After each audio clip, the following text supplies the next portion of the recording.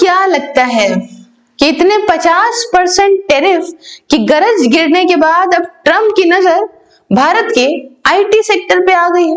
मैं ये बात क्यों कह रही हूं? क्योंकि इनके आसपास के चंगू मंगू और टंगू जो हैं, उन्होंने कुछ ना कुछ बोलना शुरू कर दिया है इस बारे में। क्या है पूरी कहानी, मैं तुरंत आपको बताती हूँ। साथ ही ऐसा सेक्टर है प्यारे साथियों जिससे भारत को वाकई में बहुत बड़ा लॉस होगा। अगर मैं पैसों में बताऊं तो करीब करीब 245 से 50 बिलियन डॉलर्स का, और साथ ही न जाने कितने हजार नौकरियों का लॉस होगा।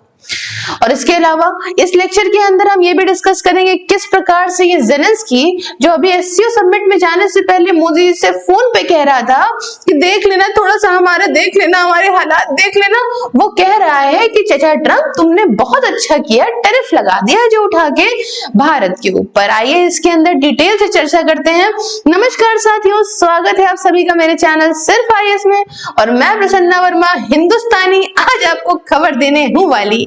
देख सकते हैं आप, फिलहाल तो खबरें हर तरफ है कि ट्रंप का टैरिफ का क्या गरज भारत के अब सॉफ्टवेयर एक्सपोर्ट पे पड़ेगी। दोस्तों आपको पता है कि हमारे भारत का सर्विस सेक्टर जो है वो सबसे ज्यादा तेजी में मैच्योर हुआ है, और सबसे ज्यादा इकोनॉमी के अंदर कंट्रीब्यूट करने वाला सेक्टर भी यही है।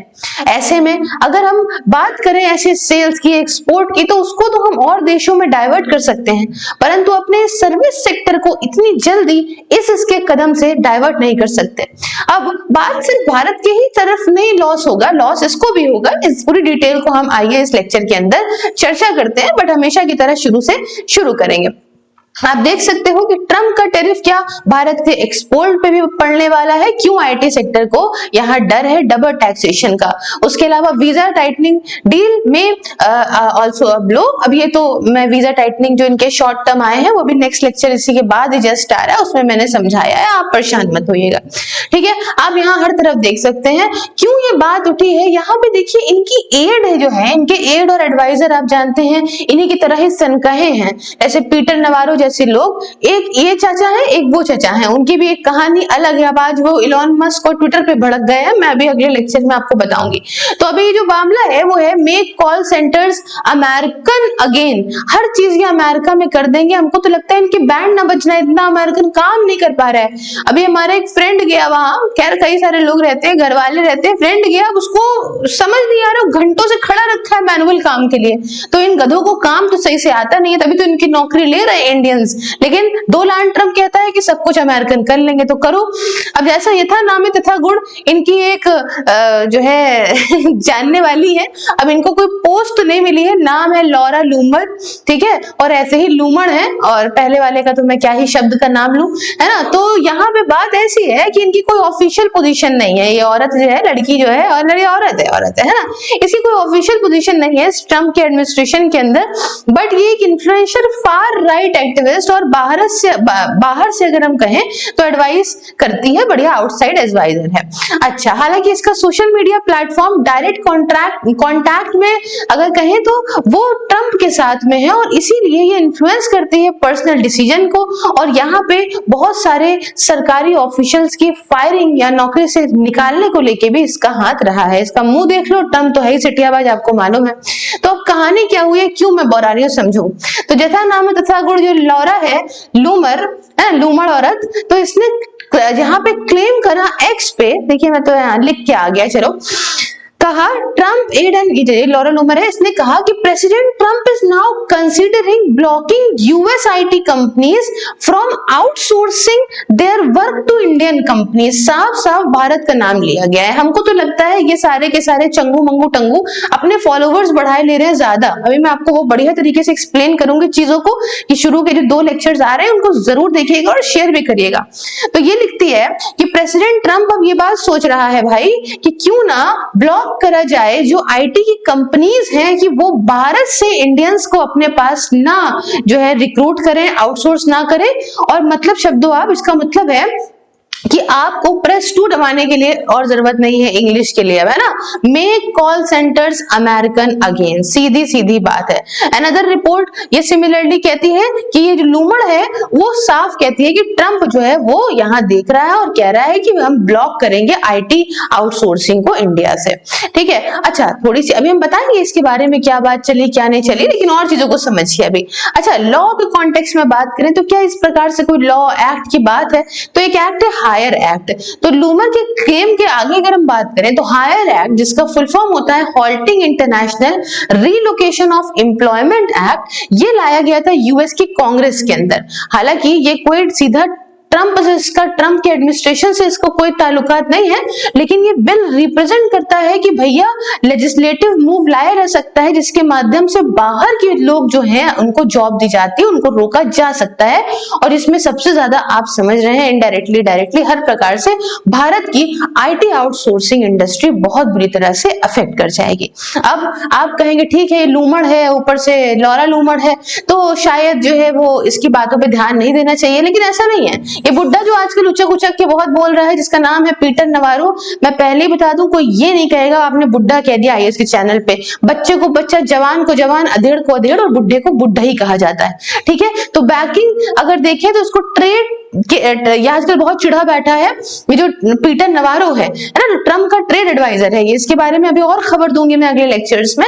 तो पीटर नवारो ने रिपीटेडली यहाँ एंडोर्स करा है कि भाई देखो क्यों हम आउटसोर्सिंग करते हैं, अपने यहाँ के लोगों को दे। अच्छा, इनके यहाँ के लोगों में दिक्कत भी बहुत है कि क्यों हमारे यहाँ के जॉब ले रहे हैं भारत से आके लोग, तो आउटसोर्सिंग कट करें और टेरिफ को सपोर्ट करें फॉरेन रिमोट वर्कर्स पे। इसके अलावा इनके ये भी है कि भैया जो ये रेमिटेंसेस इतनी भारी मात्रा में, रेमिटेंसेस का मतलब कि जैसे यूएस से कमाया और भारत में भेजा, तो इसको भेजने को लेके भी हम उस पर कुछ टैक्स लगा दे। सब मरभूखे टाइप के हैं, आ गए भूख के मारे पागल हो रहे हैं, पैसा पैसा। अरे कोई हराम में नहीं कमा रहा है, काम करके कमा रहा है। अब थोड़ा सा डिटेल से ये चर्चा करते हैं कि कितने नंबर ऑफ वर्कर्स जो है वो यूएस की आईटी सेक्टर में काम करते हैं जो कि भारतीय हैं। तो एचडीएफसी सिक्योरिटीज रिपोर्ट के हिसाब से जो मेजर इंडियन आईटी फर्म्स हैं वो करीब कुछ सब्सटेंशियल नंबर में है, छोटे मोटे भी नहीं। टीसीएस के अंदर 50,000, इन्फोसिस के अंदर 35,000, एचसीएल के अंदर 24,000, विप्रो 20,000 लिए बैठा है, एलटीआई माइंडट्री जो है 6500 लेके बैठा है। कलेक्टिवली अगर मैं बताऊं तो 2% यूएस की टेक फोर्स का जो है वो ये लोग बनके बनाते हैं। अब बात आती है कि यूएस और इंडिया के आईटी बिजनेस वॉल्यूम कितना होगा, कितना पैसा का लेन देन है। समझिए, रेवेन्यू की बात करूं तो ट्रेड में जब हम बात करते थे तो 40 बिलियन 50 बिलियन की बात करते थे ना, जिसे हम डाइवर्ट कर सकते थे कंट्रीज में। यहां की बात करूं तो अप्रोक्सीमेटली 253.9 मतलब 254 बिलियन रुपए का मामला रहा है 2023-24 में। और एक्सपोर्ट रेवेन्यू अगर देखें तो 194 बिलियन रहा है उसका। कितना ज्यादा है आप समझिए। तो वाइल इंडिया यूएस का बायलेटरल जो ट्रेड है दोनों मर्केंटाइज में और सर्विसेज में, मैंने आपको बताया कि टोटल 131 बिलियन था, और जिसमें प्रॉफिट भी मैंने आपको चीजें बताई कि कितना रेवेन्यू और क्या डेफिसिट और क्या प्रॉफिट है। यहाँ पे कोई भी आप ब्रेक डाउन नहीं कर सकते हो आईटी सर्विसेज के लिए कितना प्रॉफिट, इतना ये इतना वो, लेकिन आप मोटा मोटा समझ लो कि कैसे ट्रेड से कितना ज्यादा हो गया ये, है ना। तो आईटी का जो एक्सपोर्ट है यूएस को वो दिखाता है कि मेजर पोर्शन वो भारत के सर्विस स्टेट का आता है। इनके यहाँ की कुछ की इंडस्ट्रीज में जाके देखो सीईओ वगैरह सब भारतीय बैठे हुए हैं, क्योंकि सब हैं बेवकूफ एक नंबर के। बहरहाल अब बात आती है कि अगर यूएस ने मान लो ये वाला चाल अपनी खेल दी, जो कि जेलेंस्की भी आजकल कह रहा है कि भैया यूएस, अभी मैं बताऊंगी आगे, है ना, तो सही कर रहे हो चाचा, तुम सही कर रहे हो। अगर ये सब होने लगा तो क्या होगा, भारत के लिए क्या नुकसान होगा, पहले ये समझिए, फिर यूएस के लिए क्या नुकसान होगा मैं वो भी बताऊंगी। तो पहली चीज तो रेवेन्यू, पैसा, आमदनी में यहाँ बड़ा झटका लगेगा। 194 billion IT BPM export revenue की बात करें तो कोई भी सीवियर आउटसोर्सिंग रिस्ट्रिक्शन ये डायरेक्टली पूरी तरीके से समझ लो इंपॉर्टेंट सेक्टर को हर्ट तो करेगी ही। हमारे जीडीपी के इंपैक्ट की बात करें तो छोटी मोटी बात नहीं है भाई, 7.4% इंडिया के जीडीपी को यहाँ झटका पड़ सकता है और इससे इकोनॉमिक ग्रोथ को सीधा डेंट लग सकता है। ट्रेड में तो बात करी जा रही है 0.5 से 1% 50% तक का असर आएगा, यहाँ बहुत ज्यादा है। दूसरी बात, न जाने कितनी जॉब लॉसेस हो जाएंगे, मिलियंस लोग एम्प्लॉय हैं जो कि आईटी और बीपीएम में, इनमें यहाँ सब जॉब इनसिक्योरिटी फेस करेंगे। ट्रेड रीबैलेंसिंग समझिए, टेरिफ जो कि नॉन आईटी सेक्टर्स पे जैसे टेक्सटाइल, इलेक्ट्रॉनिक्स, फलाना पक्कड़, ये ऑलरेडी आप जानते हैं कि कैसे इकोनॉमी के ऊपर स्ट्रेस डाल रहे हैं। थोड़ा बहुत स्ट्रेस क्या डाल रहे हैं, मैं देख रही थी आंध्र प्रदेश, नीचे साउथ की जो टेक्सटाइल की फैक्ट्रीज हैं वो धीमे धीमे बंद भी हो रही है कि इतना प्रोड्यूस करके कहाँ क्या ले जाएंगे, है ना भाई, कहाँ जब बिकेगा ही नहीं तो क्या मतलब है। अच्छा, सिर्फ और सिर्फ भारत के लिए थोड़ी ना दिक्कत है भाई, बताओ होटल के अंदर एम्प्लॉइज हैं, एम्प्लॉइज तुमने बाहर के हटा दिए और उसके बाद जो है वो खाली होटल पड़ेगा या अपने यहाँ कहीं हायर करोगे तो महंगे पड़ेंगे, तो तुमको भी तो नुकसान है। तो समझो यूएस के लिए क्या नुकसान है। दोस्तों, वर्क फोर्स का डिसरप्शन सबसे बड़ी बात है। इंडिया की आईटी वर्क फोर्स करीब 1,35,000 है पूरे मेजर फर्म्स में, और ये अच्छा खासा यूएस की आईटी सर्विसेज को कंट्रीब्यूट करते हैं, छोटी मोटी बात नहीं है। तो यहाँ पे जो मामला चल रहा है ये इनका दिक्कत आएगा। उसके बाद इनकी कॉस्ट बढ़ेगी, इनका इनोवेशन भी स्लो डाउन होगा। देखो, आउटसोर्सिंग करने से क्या होता है, कॉस्ट एडवांटेज मिलता है, इतना पैसा नहीं लिया जाता यूएस जितने वर्कर्स के द्वारा, जैसे हमारे लोग नॉर्मल कम में भी काम कर सकते हैं। अब क्या होगा, लेबर कॉस्ट वहां से हायर करोगे तो तुम्हारी बढ़ेगी, और हाँ, स्पेशलाइज्ड जो स्किल्स हैं उनमें भी लॉस हो सकता है। भाई, यहाँ से जो आदमी यही काम करने के लिए वहां जा रहा है तो ऑब्वियस सी बात है उसके पास कुछ स्पेशलाइजेशन होगा। अब तुम वहां से हायर कर लोगे तो ये चीज में तो तुम्हारी समस्या आनी है। तो ये एक बड़ी रफली मैंने बताया कि 1,35,000 Indian IT professionals major companies से ये यूएस के साथ है, और करीब 194 बिलियन आईटी बीपीएम एक्सपोर्ट का मामला है, जो कि एक इंपॉर्टेंट चीज को सजेस्ट करता है। लेकिन अब आप कहेंगे क्या ऐसा कुछ हुआ है?